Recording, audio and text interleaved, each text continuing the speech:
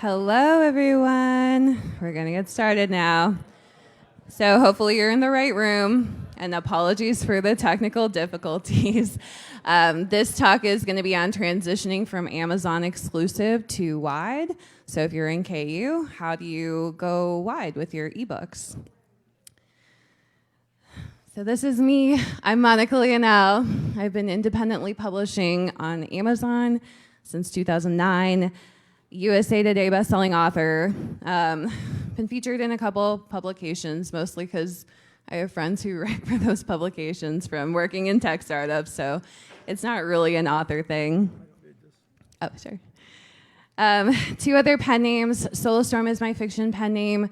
Monica Grace is another nonfiction pen name for spirituality. So I have a couple other nonfiction books. And then the series that I have for authors, one is called The Productive Novelist. So it's basically for if you're starting out as an author, how do you outline your book? How do you edit your book? That sort of thing. The second one is called Book Sale Supercharged, and that's kind of the series that is focused more on wide. So that's more of what this talk is about. And then I have a third one, book and business coaching, which is more for nonfiction authors. So if you're a nonfiction author, then that's the one to check out. All right, so this talk has 3 sections that are pretty important to the topic. And so the first one, we're just going to talk about the basics of going wide, like what is that, and the basic questions that people have for that.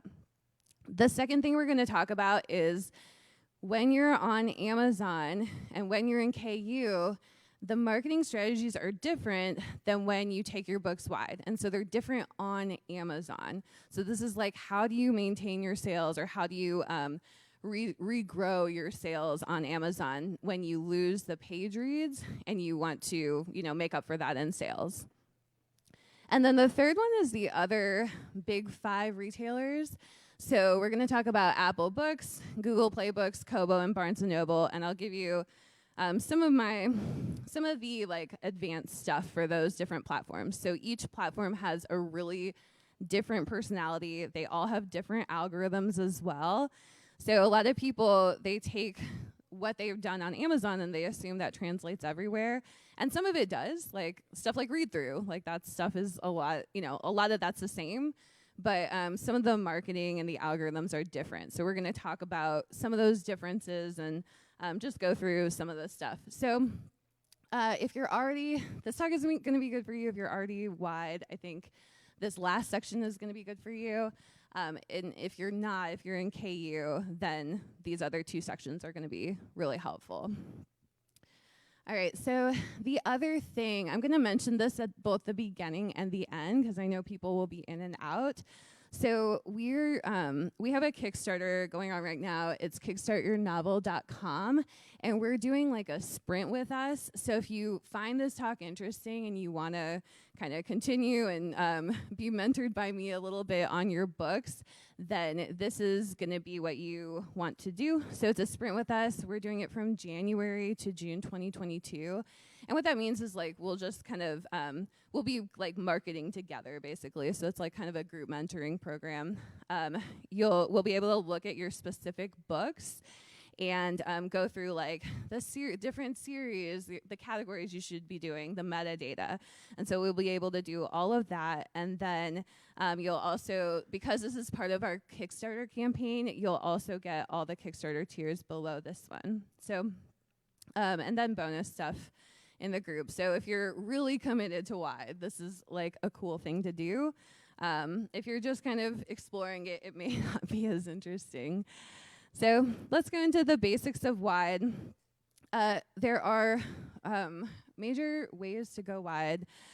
There are 5 areas that we consider when we talk about going wide, and those are ebooks, which is where we're going to focus, print books, audiobooks, translations, and then fiction apps. And so I think you probably heard of the first 3 at least. These are just different formats of your English book. But translations would be if you want to have your book published in a different language. Fiction apps is kind of a new thing. So some of you may have heard of Kindle Vella. We would consider that a fiction app, but it's basically like, there's a couple different kinds, but it's basically like serialization on an app, and it's very popular in other countries right now, and so those countries are trying to bring it to the US, and so some people make thousands of dollars on these apps per month, per quarter, so it's like a whole different avenue. If you're in KU, you mostly can't take advantage of this because of the exclusivity, but once you go wide, you can be on a lot of these different fiction apps. And so if you're curious about that, then there's a Facebook group, which is free, writing and selling on fiction apps, and you can type that into the search and you can check out what fiction apps is really all about. So we're only going to be covering ebooks because this is a lot. There's like kind of no way to cover all of this in 90 minutes or an hour. So the other resource that I'll give you, this is also a free group. It's called Wide for the Win. It's a Facebook group. You can go and join this group, and you can go deeper into, print or audiobook or translations and the fiction apps and more. So this is a really good resource for you if you are considering wide. You can learn a lot more about it. All right, so we'll go into this recommended ways to go wide. So this is for authors who are transitioning from KU to wide. And there are about 7 ways. I kind of only recommend 3 ways, and then I'll talk about the other ones and why I don't recommend them. It's not to say you can't do them. Nothing here is like, like hard set advice. Definitely do what's best for you, and you have to consider, a variety of things, but this is kind of what I think. So the first way is that you would start wide. So for some of you, if you're already in KU, this may not make sense for you. It could be that you start wide with like 1 series though, or, just to get a taste for like what wide is really about. So the differences between wide and KU: low stress launching. You can launch with fewer books typically, and it is more of like a long-term mindset. So you're not, exclusivity can be, it can just be, it can change easily. So, and like I've been publishing for a while, so, the KDP terms change over time, and, KU has done really well in the past, and it's gone really down in the past as well. And I think everybody knows KU is Kindle Unlimited. We all know that. Okay. I didn't know if I should start there. Okay. So, so starting wide, you would be publishing on all 5 of the big retailers. So not just Amazon, but also you'd be publishing on Apple Books, Barnes & Noble, Google Play Books, Kobo, and then you could use distributors to get to all the other retailers. And there's a lot of retailers. There's probably, I don't know, like 30, 40, 50 retailers. It's also, a lot of them are international, so if you're doing translations, that's really helpful. So another thing you could do is you could do a partial catalog wide. So the benefits of this, so this would be like if you just took like a new series or even an old series that's maybe not performing as well in KU, and you said, okay, I'm gonna take it out of KU and I'm gonna put it on these other platforms. So you can, with that, you can kind of protect your income that is doing well and getting a lot of page reads, and then you can learn the wide platform slowly because there are several of them and they all are different. And so, however long it took you to learn Amazon, you have to do that with all these other ones too. And then the other one is so this is something that some authors do. It would be to be exclusive in KU for maybe a 90-day term or a 180-day term, whatever it is. And then after that, you go ahead and go wide with your books. And so if you know that you get a lot of page reads, like more so in the first 6 months or the first 3 months or the first year, then this could be a good strategy for you. So you kind of make your KU readers happy because they can still borrow it for a certain time. And then you can put them put those books wide as they finish up their term. And then then you make your wide readers happy as well. So they're able to buy it. It's just later. So these are some less recommended ways to go wide. I put not recommended. I really just mean not recommended by me.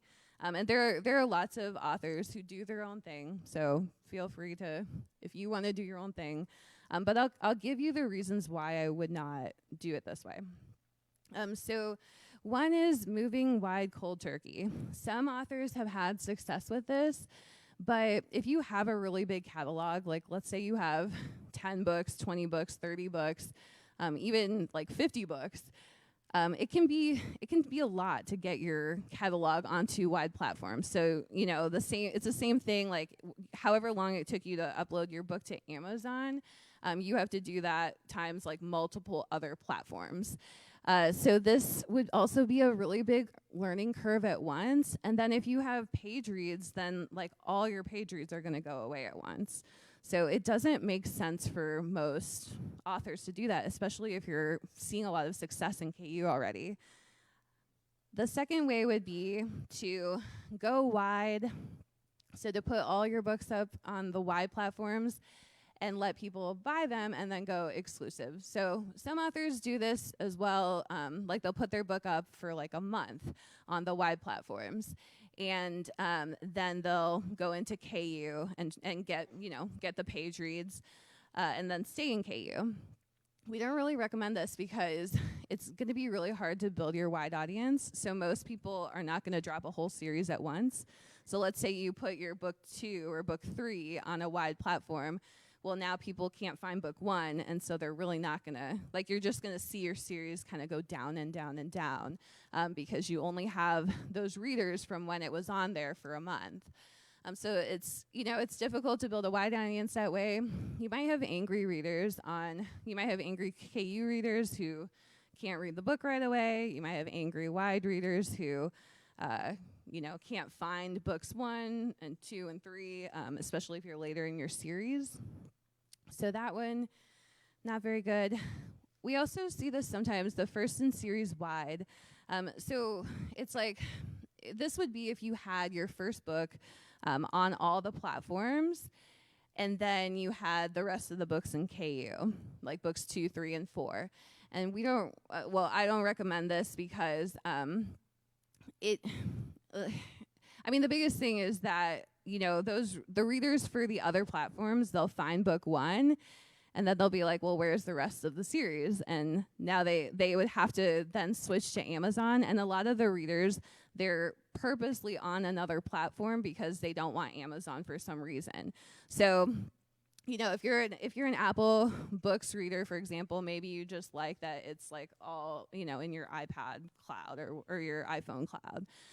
There's also, like Kobo, for example, has its own e-reader. So, and you can only read Kobo books on it.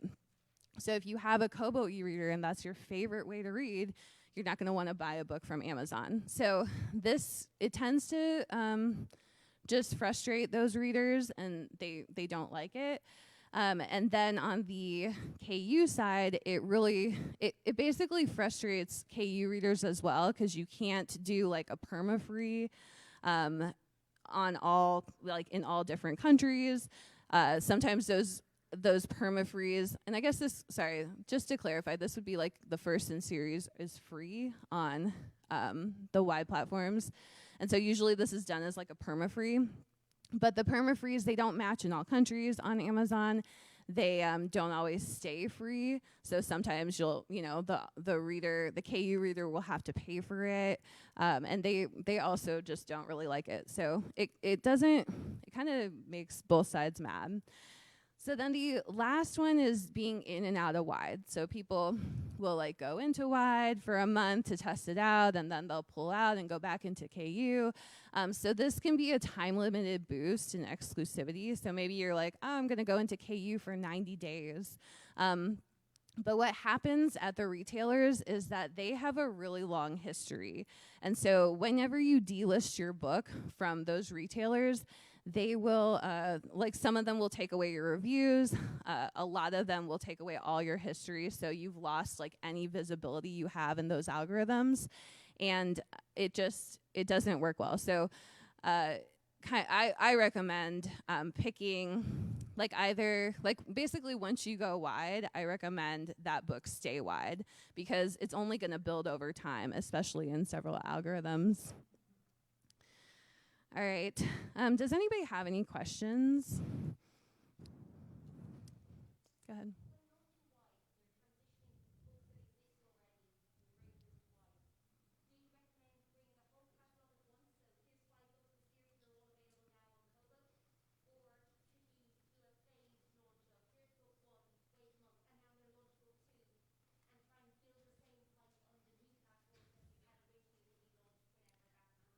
Sure.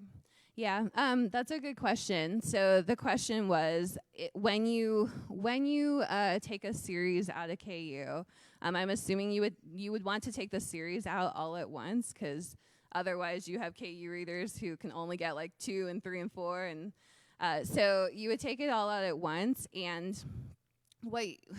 so one thing you could do, you could drop them all at once on all the retailers, and that is what most people do because they want to get those sales now. Another thing you can do is do pre-orders for those books. So you put book 1 ready to go. It's available for sale. Maybe you've done it perma-free. Perma-free is it's permanently free on that retailer, so that people can download it and get to know your series, and then you'll have sell-through.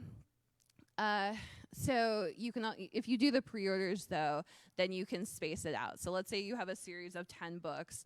You put book 1 free, and then you have pre-orders for books 2 through 10. So you can really do it either way. There are benefits to doing pre-orders on the other retailers.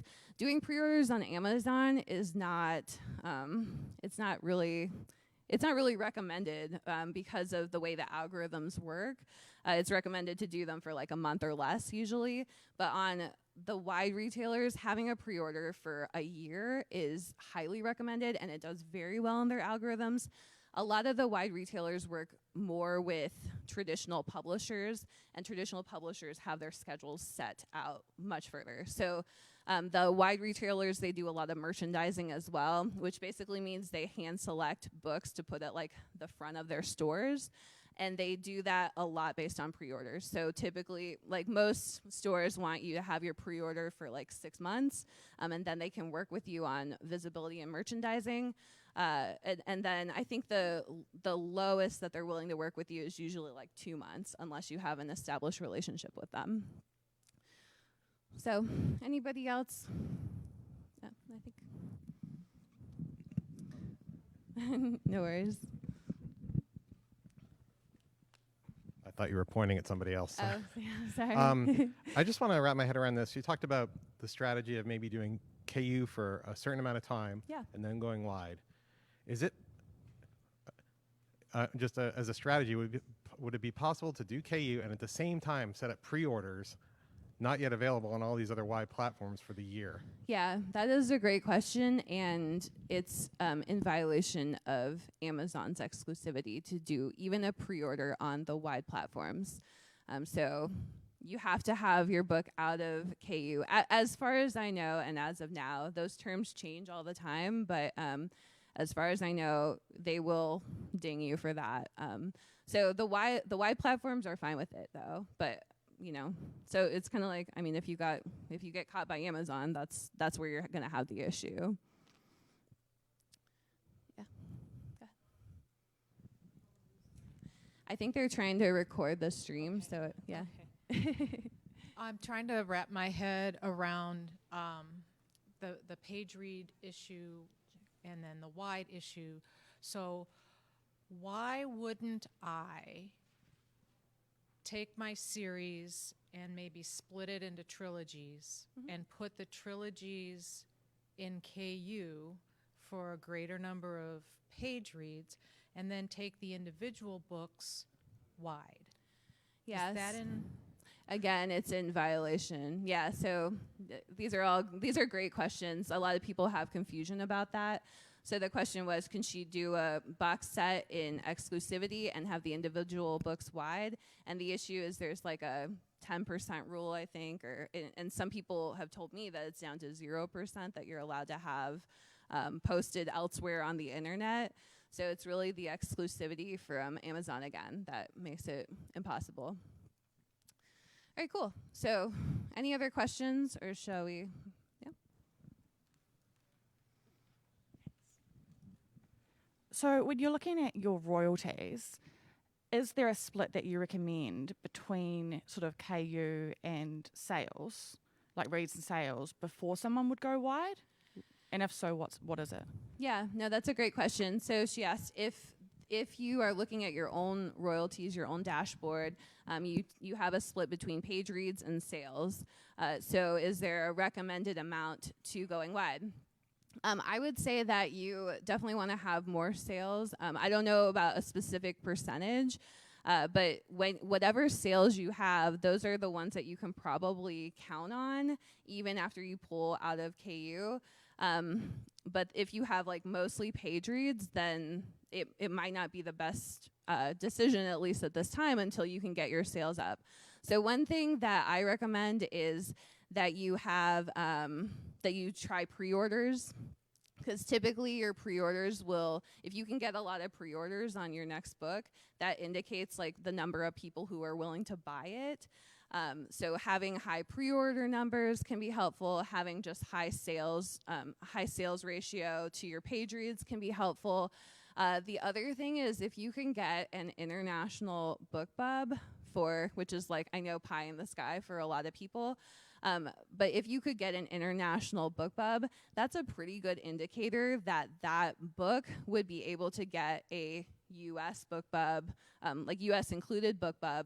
And BookBub is a really great way to get started on the wide platforms and also to kind of transition your sales on Amazon too. So that's, I know that's something we're all trying to figure out is how do you get a BookBub, but those are some indicators. All right, so, and I'll stop at each section. I know this is kind of dense, so I'll stop at each section so that we can do questions. Okay, so the next section is on how do you actually go wide? A lot of people ask, do we want to direct? Do I want to go direct, or should I have a distributor? So first I'll talk about going direct. Amazon. I think most people know a lot about Amazon. It's the biggest storefront in most English language territories. So that includes the US, the UK, Australia, New Zealand. It's pretty big. Even in Canada, even though Kobo is, it's the original storefront there, Amazon has made headway there. So it's pretty large in most English-speaking territories. Barnes & Noble, if you want to go direct with them, they are U.S. only. They do really, really well for fiction, especially if you write in a popular fiction genre. So if you're writing like romance or thrillers, fantasy, like those books do really well on Barnes & Noble in that people make like, they can make like 15 grand in a month by putting their books there. And so some of that, you do need to get merchandising for that, but if you know that you have like a strong series that targets a U.S. audience, because that's the only people who can buy, and that, is in a popular genre, that one's good. The Google Play Bookstore, it's in 50 different countries. It's a stronger seller internationally. The biggest reason is because of Android. So Android owns like 75 to 80% of the cell phone market. The rest is Apple iPhone, and those are the only two. So there's nobody else there. So because of that, the Google Play Bookstore is installed on every Android. So it's a strong seller internationally. It's starting to become a stronger seller even in the U.S. And the Google Play Books people are here at the conference. So I don't know if they've left already, but they were here. They were definitely here yesterday. They have a table. Oh, hi. Oh, okay, great. So yeah, they... So come talk to these people right here. And they can tell you more about the store. But yeah, they're growing. Okay, so Apple Books, they're in over 50 countries. They have a lot of device-driven sales. So this is a big thing about Apple Books is they don't allow anybody to put links. So even like Amazon, if you want to buy an Amazon book on your iPhone, when you click on it from the Kindle app, it's going to take you to the Amazon store. So only the Apple Store allows you to buy Apple Books within app. And so that does change the conversion rates on some of that. And then you can buy books from any device. Kobo, also, I believe here, I think they're here at the conference as well. They're also a strong international competitor to Amazon. The reason why is they have a lot of unique partnerships. So what they do is they go into countries and they work with the largest bookseller in that country. And so they usually provide the ebook side to like essentially like a Barnes and Noble of like various countries. So and they have the e-reader, which typically helps them forge those partnerships so that they can be like the ebook store for whatever the largest retailer chain is in that country. So they've been really they've been pushing those partnerships for years, and they're able to kind of get you into places that Amazon's not there yet, or whatever it is. All right, so if you don't want to go direct, then you can use a distributor. And the benefits, if you go direct, you're going to be working with each of these retailer platforms. There are a lot of benefits. They have different promotions and that sort of thing. There's merchandising at each one, except for Google Play, which is mostly algorithms driven. And Amazon as well. Amazon has a little bit of merchandising, but they're mostly algorithms driven as well. All right, so there are 5 distributor options. Draft to digital, also here at the conference. They're kind of the most popular one, I would say, right now at least. And the reason why is they have really good customer support. They have a really nice and easy to use interface. They're also just present in the community. They go to probably like 25 to 30 conferences a year. So if you know Dan Wood, he's been coming to these for years and years and years. I think I met him in 2015 or 2016. So he's just been kind of pounding the pavement on this for a while. So another company is Publish Drive. They're cool because they have a lot of, they do print, ebook, and audiobook. Draft to digital, they might also, I know they just started their print side, and they work with Ingram Spark. So Publish Drive, they just have a lot of stores. The storefronts are in, all sorts of countries. They have a lot of international stores that you can get into. They also have some fiction apps that you can get into, like Dream, where Dream happens to be a place where lots of wide authors are making a lot of money, especially if they're romance. So they just have a lot of options. Smashwords, they're the original distributor. So back in the day, you couldn't get into Apple Books, you couldn't get into Kobo or any of these other platforms. So you had to go through a distributor, and Smashwords was the one that was there. They also, they're better for like the steamy erotica stuff. They have retailers that take those. They also, and a lot of the wide retailers don't. So if you write erotica, it's probably not a good idea to go wide in those storefronts. There is a storefront called Eden Books for that though. So you can sign up with them. The other thing about Smashwords is they have a dedicated storefront. I don't know if I said that. Okay, then there's StreetLib. It's an alternative to Publish Drive. This is an Italian company that distributes. It's an alternative to Publish Drive for several countries. So with Publish Drive, they don't take royalty fees. They actually do like a monthly subscription type of thing, so you have to pay every month. And even if it's a small, like let's say it was like $15, you may not make $15 in royalties a month, so it may not make financial sense for those. But you know, if you want to reach some of those stores, then StreetLib could be the way. So that's they do royalties, and all these other distributors, they take royalties off the top. So they're helpful in that way that you only have to upload once, and they deal with a lot of the challenges of getting onto some of these platforms. But they also, you know, they also take usually like 10% of the royalties. They just take a cut off the top. The last one is Ingram Spark. Ingram Spark is great for print on demand and distribution of print books. It's not recommended for ebook distribution because you can't check and uncheck specific retailers.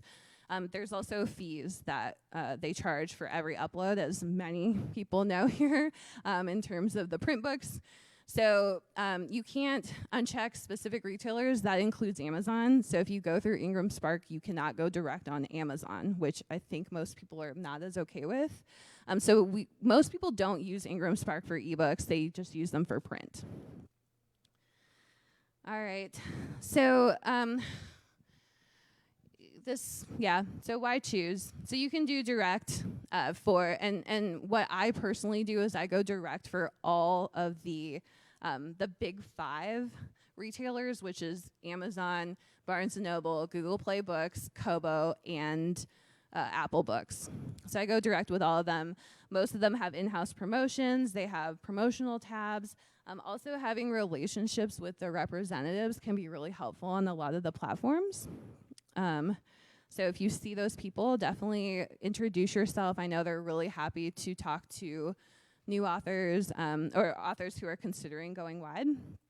And then you have more control over your listing. So typically if you go through a distributor, like one little quirk, for example, is on Apple Books, Draft to Digital only sends one category to Apple Books. Whereas if you go direct with Apple Books, you can have multiple categories. So just having a little bit more control over your listings is really helpful. You can keep more of your money, kind of the obvious one. For distributors, this is the biggest benefit, is that you save time. You don't have to upload to 4 other places. The other thing is that they have some retailer promos. So a lot of people, they go through Draft to Digital for Apple Books, for example, because you can get into their, so Draft to Digital kind of, they pull in all the like merchandising opportunities, and then you can apply through Draft to Digital. It's a little easier than applying direct. And then they also do, some of them do like payment splitting. So if you're co-authoring, especially wide, you probably want to use the payment splitting through them. They have a lot of smaller and international stores. So a lot of people go direct with the big 5, and then they use a distributor to get to the other stores. And you can use multiple distributors. So you just need to uncheck, you typically have like one distributor that's kind of your top, and then you can just uncheck the boxes when you go to a different distributor of the ones you've already gotten onto. So a couple things about this particular thing. So I talked about how your Amazon marketing strategies need to be different when you go into KU to wide. It takes time to get accounts set up at some of these platforms. So right now, Barnes & Noble is having delays on that, and also people are not even being able to get onto Barnes & Noble, so they're having to go through a distributor instead. The other thing is, so you can get your account set up on all the wide platforms, and then you can also get your listings set up and optimized before you hit publish. So, and you can do all that while you're in KU, and I recommend that because there are lots of optimizations at each of these retailers that you probably want to do. If you have a huge catalog, that's going to be like times 10, times 20, whatever your catalog is. And so I recommend getting it all in order before you pull out of KU, then pulling out of KU, and then you go in and you just hit publish on all of those. So there's this, rumor. So sometimes people say like, well, some categories, I write in this category and it only does well on KU. And that's not really true. I've seen pretty much every type of book be able to do well wide. What usually is the sticking point maybe is that, again, it's like your marketing has to just change. So maybe you have like a paranormal prison academy reverse harem book, and it's like very niche specific, and it did well in KU. When you go wide, like the readers are not as niche. So the readers might just want like a paranormal romance or, so you just need to rebrand a little bit. The other thing is that the wide retailers, they again work with the traditional publishers a lot more. So you want to, look at your covers, look at your blurbs and see like, can this fit in with the traditional stuff? And just kind of rework some of those things. It doesn't have to be a lot, but just be aware that, on Amazon, you're not really like going up against traditional publishers as much. You're mostly going up against like other independent authors, and that's where you're kind of featured in the store the most. But on wide retailers, you're just kind of mixed in with a lot of traditionally published books as well. And so it's good in that you are able to do a lot of price competition there. A lot of them are priced at like $14.99, $18.99 still. So you're able to, have a deal for those readers, but you wanna make sure that your books fit in and like you're presenting them well. Okay, so another section on questions, if you have any. Yeah. Sorry, I'm making them run around with the microphone. It might not be on. You were talking about Publish Drive and Okay. you I'll were repeat the talking question. about Publish Drive. Yeah. And you mentioned Dream. I didn't Oh, understand sure. what you were saying. Okay, Dream is a fiction app. So you can get on this fiction app and people read it from an app, and it's serialization, basically similar to Kindle Vella. So, but it's there are probably like 5 or 6 popular ones. So Dream is one, Kiss, Radish, Kindle Vella. On pricing going wide, you mentioned that trad books are often priced much higher than indie for ebook. Mm-hmm. Do we look cheap by pricing at the same rate that we would do on Amazon? Yeah. Should we be pricing higher if we're going wide? Yeah, so the question was that there's price differences on wide retailers. So she was asking, if I price at $3.99 on a wide retailer or $2.99 on a wide retailer, 99 cents on a wide retailer, which is very common for Amazon, if I price that way on these retailers, will it look cheap? And the answer is probably, unless you're in a popular category like romance. Romance kind of has, it has a lot of indie authors in it, but most of the other categories, and there are some categories like young adult, for example, like all the books are priced at $11.99 because they're all trad pub, and so it's going to depend on whether indies are there already. To where you want to price. So yeah, I would raise your price to like try $4.99, try $5.99, but look at your category first on all these different retailers, because that's going to give you a lot of information as to how you'll fit in. Okay. So I have a question about understanding demographics of your readers, because there is sort of like this generally accepted trope that KU readers are like much younger than readers on these wide platforms. So is that something you have to take into account of when you are changing up your marketing strategies? Yeah, so I don't have those stats. I'm sure we could find them. I think readers are kind of, I don't think there's like that big of a difference. I don't know about KU being a lot younger, significantly younger.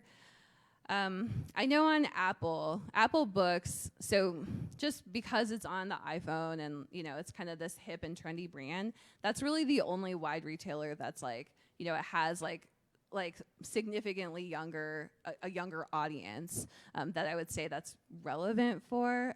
I don't know that I've really seen any, stats on that for any of the other retailers or for like Amazon sales versus KU. So there's probably a better answer for that, but I will have to go look into it. Either. Sure.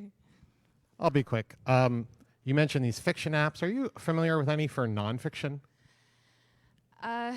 So Kindle Vella is the only one I know of that has a actual category for nonfiction.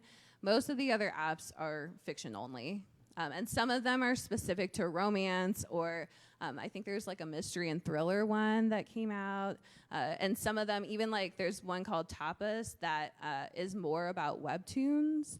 So there's a group writing and selling on fiction apps. I think it's the best resource because there's like 50, 100, like there's so many fiction apps to keep track of.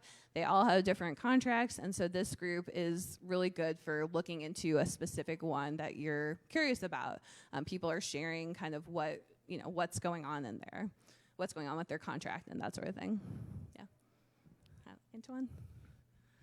So you mentioned, I don't even think of it. I can project if I need to. It is on, I think it's on. Hello. So you mentioned something about merchandising on some of the platforms. What did you mean by that? You mean you can sell different products besides books on some platforms? No, I'm sorry. So he asked about what do I mean by merchandising? What I mean is that they're selecting specific books that they essentially, it's kind of like how bookstores currently work, where they work with specific retailer or specific publishing houses, and they want to put like their front list, like bestsellers on the front table. So it's kind of like that. So Apple Books, Barnes & Noble, and Kobo do quite a bit of merchandising because, again, they're working with these traditional retailers. There are ways to get the promotional tabs for all of those. And so with those promotional tabs, it's a tool that indie authors can use to apply for those same promos that are available for traditional publishing. So I don't have that in the stack, but I can.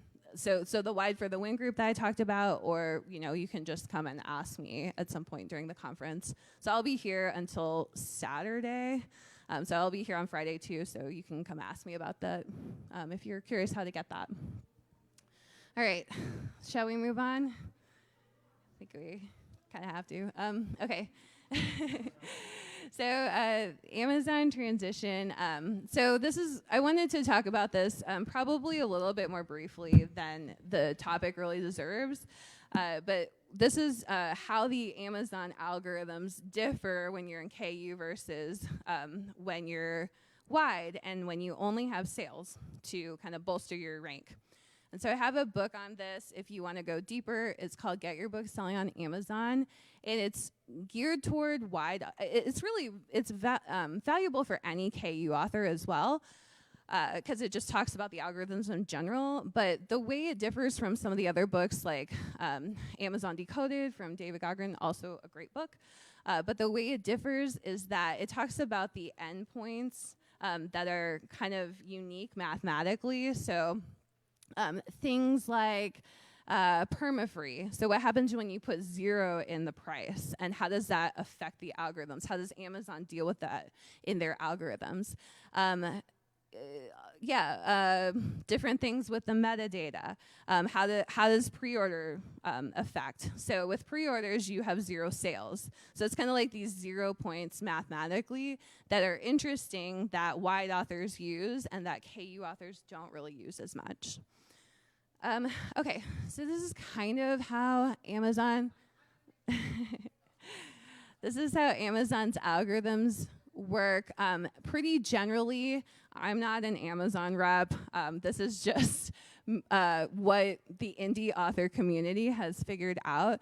And feel free to take a picture. I can post this in the group though. I see a lot of cameras. Okay, so I'll talk a little bit about how Amazon thinks about their bookstore. The way I categorize it is infinite news, infinite stores, and infinite recommendations. And so infinite news is that they want to be a destination that people check regularly. So when Amazon was coming up as a company, this was when like leaderboards were really hot, like Reddit and Dig, and like this is kind of how internet companies were in like the 90s and the 2000s. So they want to be a place that is checked regularly. The bestseller lists are updated every hour as a result, and they really are. They're based on sales rank, so I think people know that.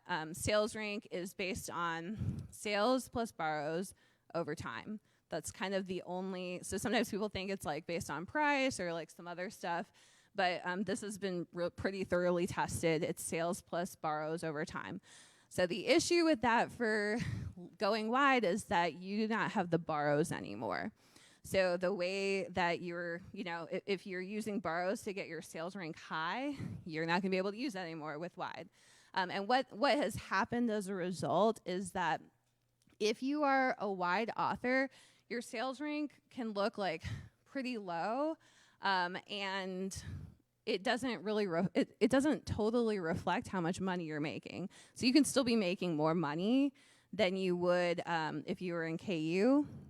But your sales rank looks worse because of the borrows. Okay, so what else do I want to say about this? So basically, this infinite news piece, it's kind of the thing that 99% of authors focus on, which is sales rank and the bestseller list for their category. And that's not going to be super useful for you when you're wide, just because of what I was talking about. Your sales rank is lower, thus you're not as high on the bestseller list. So you're not really able to use that visibility anymore.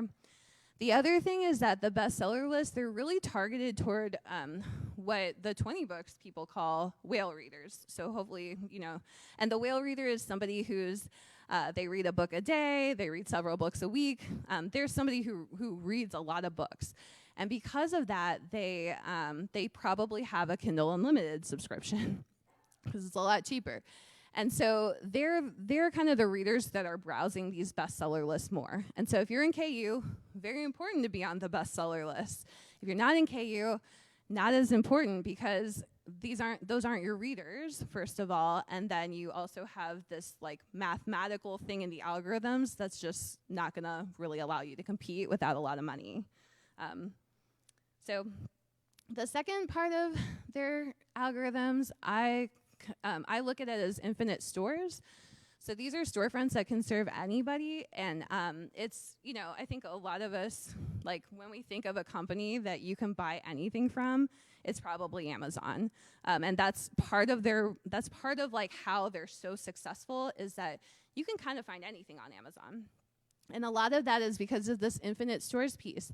So they have over 13,000 categories just in the books, and just in the bookstore.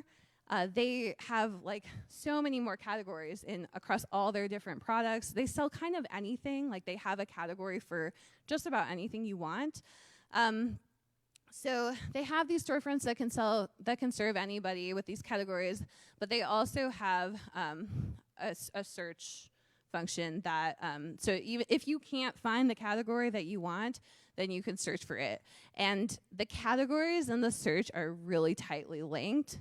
It's all their I think it's called A9 is their search algorithm. I don't know if anybody knows. I should have looked that up before I started speaking about this. But yeah, so their search algorithm, I think it's A9, and it includes like all these lists in the back end that basically they basically rank products by popularity.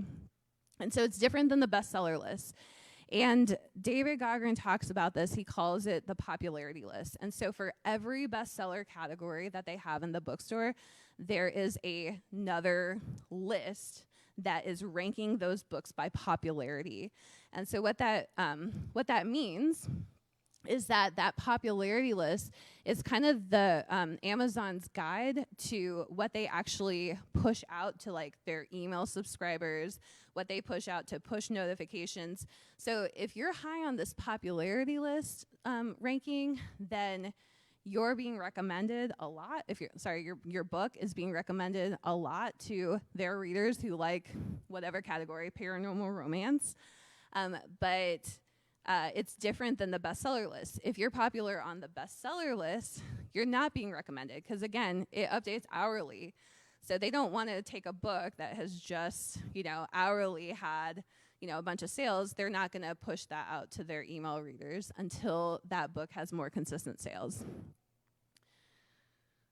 So then the last part of their algorithm is infinite recommendations.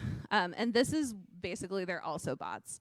So they have 3 types of also bots. One is the actual carousel that says customers who bought this also bought. Another one is the, so they have like also reads, which is basically what people read. And then they have one called also viewed. And so the also viewed one, I think it's more like customer intent. So if you've been browsing a certain category, you'll notice that you start to see books from that category, even if you haven't bought anything. So they're trying to figure out they're looking for something in this category. How can we give them? How can we give that reader the most popular book basically in the category and see if we can get them to buy something? All right, so back to this. So you'll see, I'm just going to point but you'll see it's right across here, everything I just talked about. So the infinite news, infinite stores, infinite recommendations. Bestseller lists are more of the infinite news. The popularity lists and search, they look at more of like how do I describe it? Basically, the things that are getting consistent sales is how that section of the algorithms works. And then the also bots looks at it basically takes it has history for each product and all the products that customers had also bought. It will link those together temporarily. All of these are over time as well. So as the store changes constantly because these are all calculated almost hourly. Okay, so that's kind of this first tier. I think of it as collective data. So this is the stuff that is not personalized on Amazon. So then the second tier is the personalization. And so that's mostly like the carousels that you see, the email, and then the push notifications. And this is where a lot of visibility on Amazon lies. It's really, well, I think I have a slide on this. Okay, so it's grouped by 3 things. One is what's popular in each category. So I talked about that popularity list. Another is what the reader did. So this is like the things that they purchased, the things that they viewed, the things that they read. I've looked at this. It's not super accurate. So I don't know that they're actually taking data from their Kindle app that's like, oh, this person got through like 50% of this book. I don't know that they're doing that. I don't totally know what it's based on. But they do have that carousel. So, and then what the reader says they want. So this would be like any preferences that the reader sets. Amazon follows is a big one. So if you follow some author on Amazon and you're not following a ton of them, you'll get a notification whenever they launch a book. You'll get a push notification whenever you read like a book from them. You'll get a push notification from like another book that they have. So this is a pretty important one as well. All right, so I think I should probably take questions. So I will leave this up. Does anybody have any questions on what we just discussed? Was it confusing? I would like to help. Okay, everybody kind of is following along. All right, cool. This is always the more complicated section of this. All right, great. Okay, so I talked about this, the collective versus personalized data.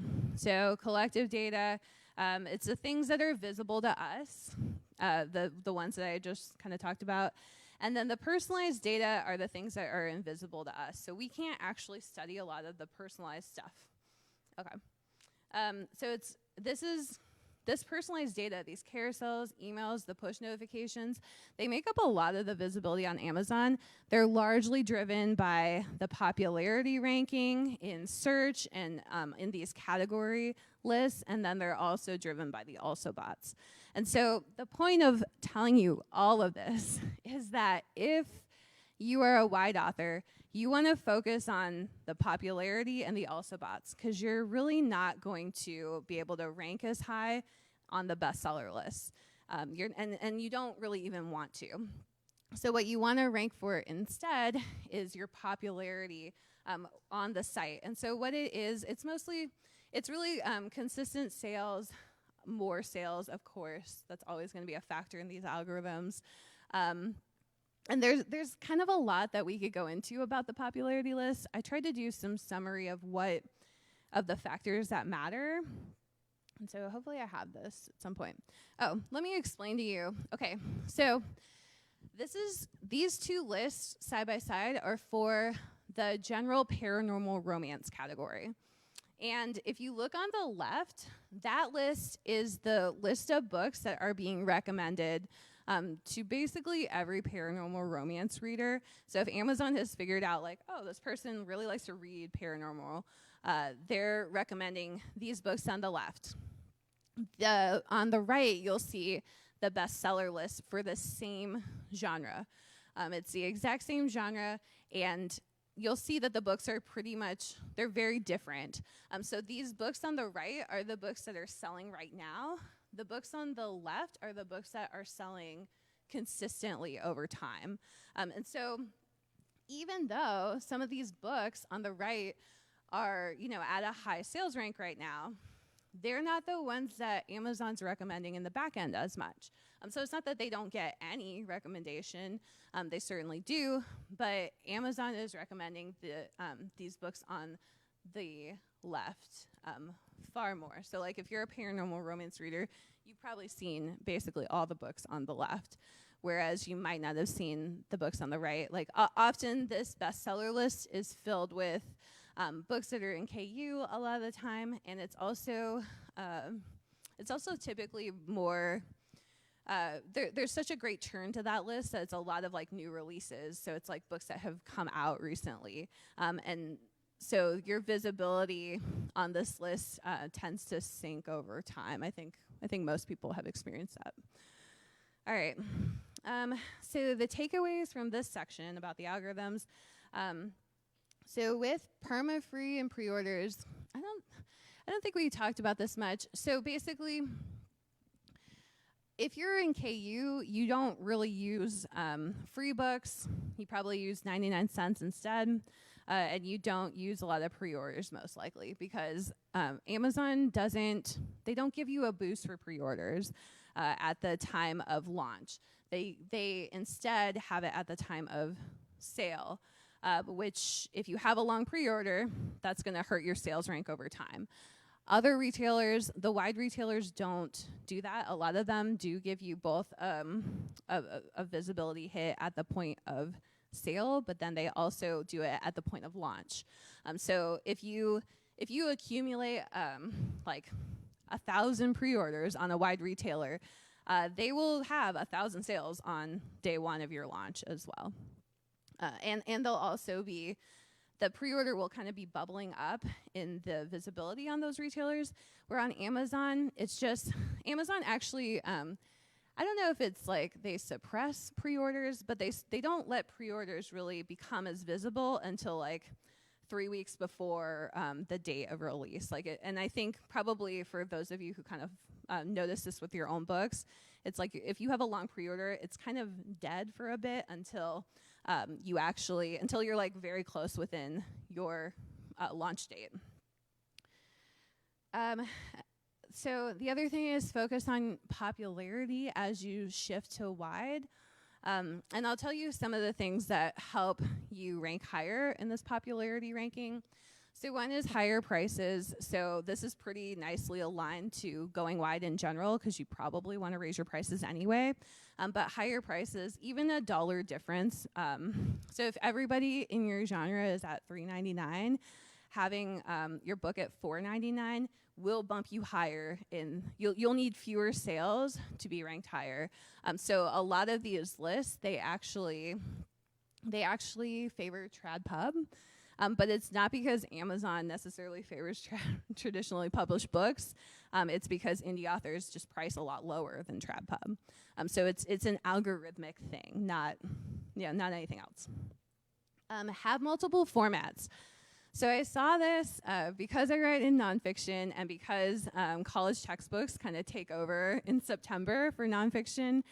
So you'll see that having like a print book at a higher price with your ebook as well, having sales of that print book is going to bump your ebook in popularity. And the same is true for audiobook. So when Amazon looks at popularity, they're adding up like your price times sales for your audiobook, price times sales for your ebook, price times sales for your print, and then it bumps the whole book up. And so you'll notice when you search for a book, they don't show you different formats of the book. They show you the book, and it's all rolled up with all the formats. So that's what they're looking at. And it makes sense from Amazon's perspective because they want a book that's selling across multiple formats to be the one that they promote more to their readers. So they would rather see a book that's having like ebook sales, print sales, audiobook sales than a book that's just selling an ebook. So you'll see a lot of indie bestsellers. They will launch audiobook, print, and ebook all on the same day. This is really helping them in the algorithm. So it's something that all of us should be doing. The other thing about popularity is that you should look at your specific category because you're not going to be able to compete on like the big scale. But there's so many categories. Like I said, there's over 13,000. So look at your specific category. So for example, in paranormal romance, there's a category for angel paranormal romance. And that category has fewer books in it, which means it would be easier to increase your popularity in that category. And Amazon is looking at that and they're looking at how many, which readers do we have that like angel paranormal romance? And so if you can kind of increase your popularity there, then you'll be the book that's recommended.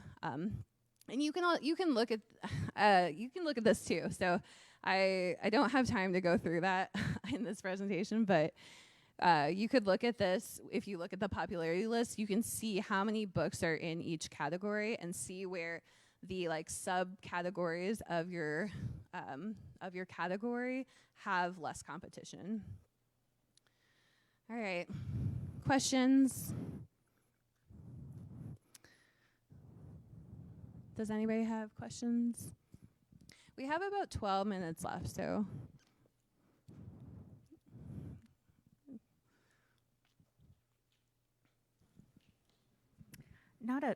Not a question, just an FYI. AppSumo is running a special on Publish Drive right now so that you can do a one-time payment and not have to do a monthly subscription for their service.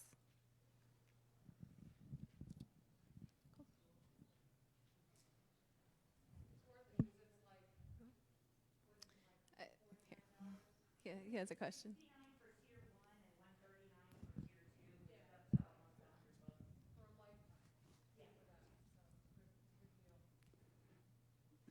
If you publish your book on Kindle Unlimited and I assume it's pretty simple to take it off, but how long does that actually take? Yeah, it is simple to take it off. So it's a 90-day exclusivity with Amazon. However, you can email them and ask to be released early, and they usually honor it. Someone here had their hand up earlier. Was it you?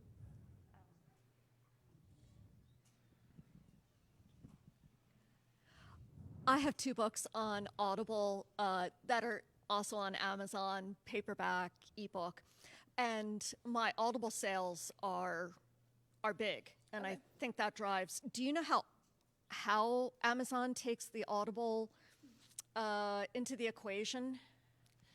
I don't know for sure, but from just looking at it, I get the sense that it's price times sales is the big factor. That's what it is in ebooks. So that's why I was saying if you're priced at $4.99 and you have, you know, the same number of sales as somebody priced at $3.99 on your book, then the $4.99 book will show up higher in those algorithms. So I think it's the same for audiobooks, and I think that it's hard. I'm not an Amazon rep again, but I think like having a higher price print book, if you're able to sell your print book for like $12.99 instead of $11.99, and get like the same number of sales, you should do it for obvious reasons, but then also algorithmically it's going to do better, and it does affect the ebook in the popularity, not in bestseller, not in the bestseller rank, but in the popularity rank. It helps. I think the way I think of it is revenue of the whole book. And that makes a lot of sense from Amazon's perspective. You would want to promote more books that have high revenue across all the formats. So that's kind of, and there's a lot of other things that factor into that, but that's kind of how I think of it. All right. Okay, just to make sure I understand, Sure. Popularity versus bestseller. Yeah. A spike in sales will possibly get you on the bestseller list, but will not necessarily increase your popularity if it's just a single spike. Yes, that's exactly right. And Amazon does that on purpose because that's very gameable, right? You have sales plus borrows over time. That's super gameable. You could send like 100 sales to your book in a single hour and hit the bestseller list, but they don't want to take that book and promote it. So you'll see that that spike is going to degrade over time very quickly, and it's purposeful. They balance that out with the popularity list. Hey, Monica, you mentioned about using distributors to reach a lot of international markets and even some of going direct or in international. What is the advertising that you would recommend to promote in that? My books are currently like 98% US, and I'm not a US author, but I don't know how to reach other markets. What are your recommendations, especially before you go wide, to increase visibility there? Yeah, this is a tough problem. So you can use advertising and do targeting for specific countries.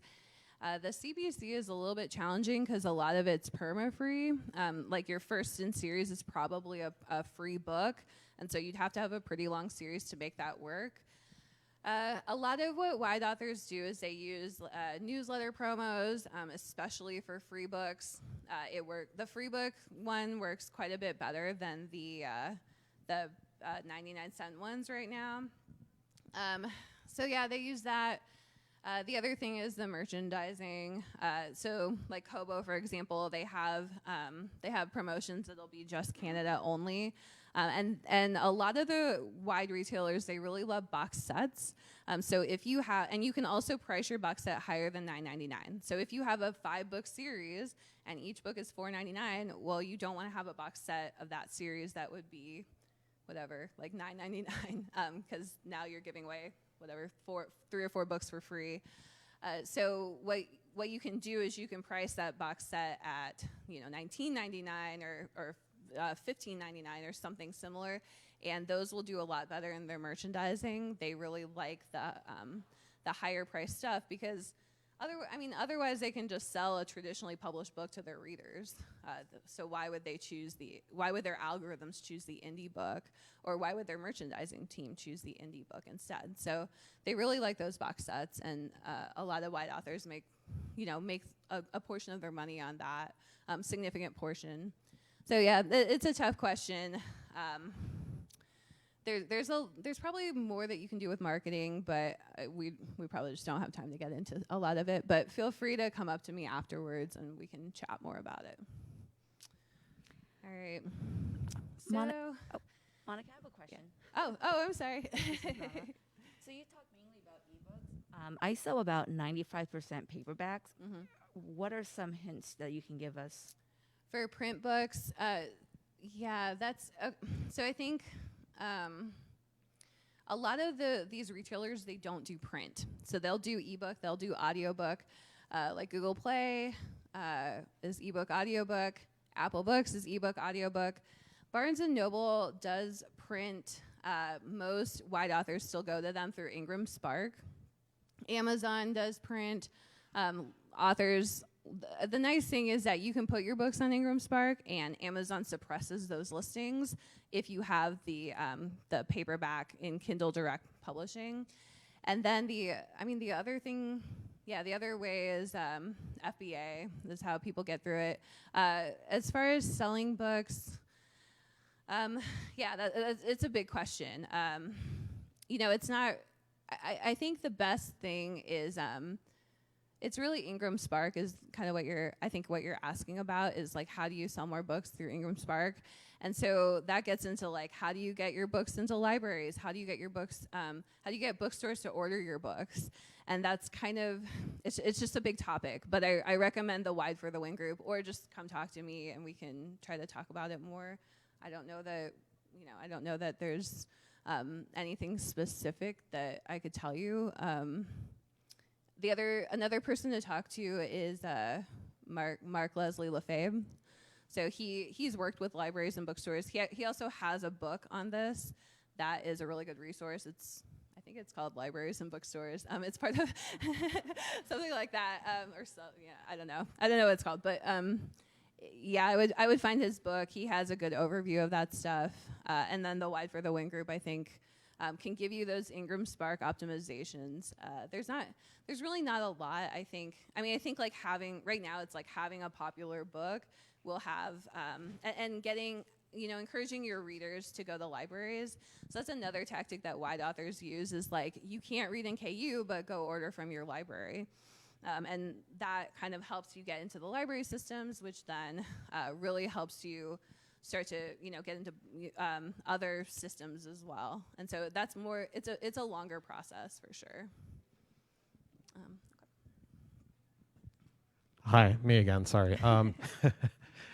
Would you have any advice for somebody who has no books yet, but has a significant following, whether it's a daily newsletter in my case, or maybe someone else is like an influencer, YouTube, Insta or something, is like, we're doing books and trying to decide, do I go KU, but I'm not actually going to bring a big audience to it, or do I go wide, or really starting from zero? If you have any thoughts on that, where we already have the audience, So or audience. You're starting from zero and you have an audience.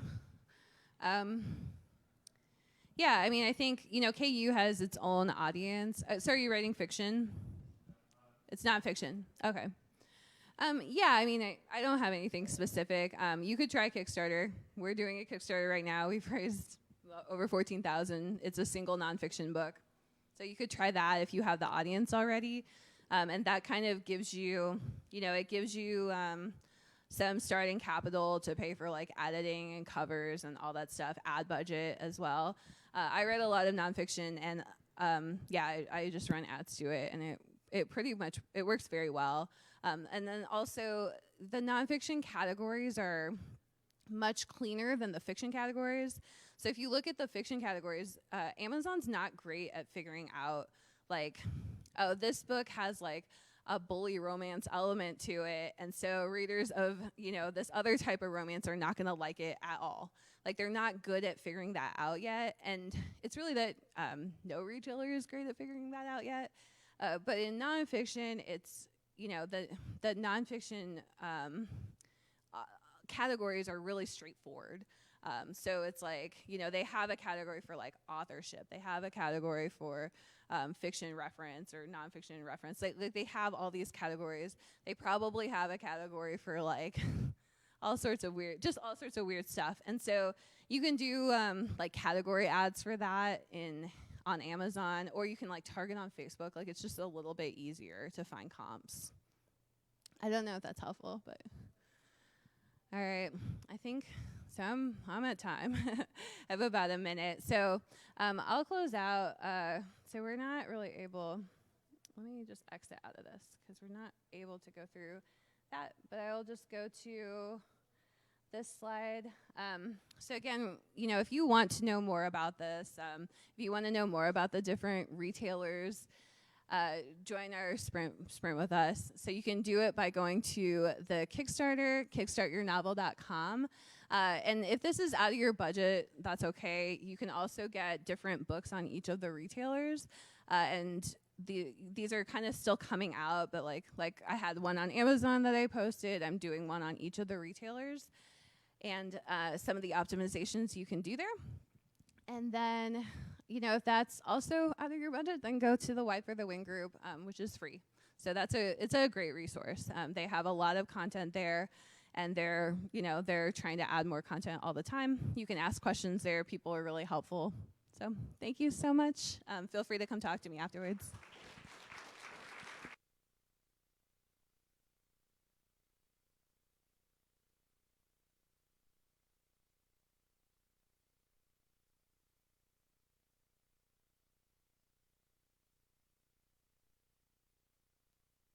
Okay, so hello.